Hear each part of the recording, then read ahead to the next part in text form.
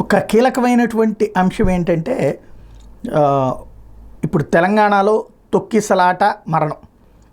అయితే ఇక్కడ ఎవరు మరణించాలని కోరుకోరు, లేదా తొక్కిసలాట జరగాలని కోరుకోరు. అది పక్కన పెడితే దాన్ని సెట్రైట్ చేసేటటువంటి క్రమంలో ఓ పక్కన అల్లు అర్జున్కి అండగా అయితే పవన్ కళ్యాణ్ ఏం నిలబడలేదు.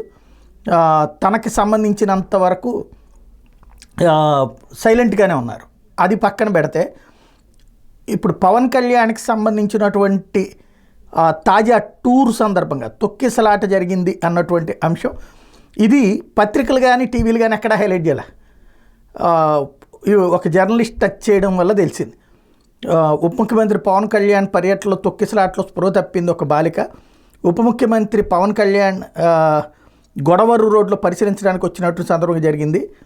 అభిమానులు అధికంగా రావడంతో ఈ తొక్కిసలాట జరిగింది. ఒక బాలిక స్పృహ తప్పి పడిపోవడంతో హుటాహుటిన ఆసుపత్రికి తరలించారన్నట్టు.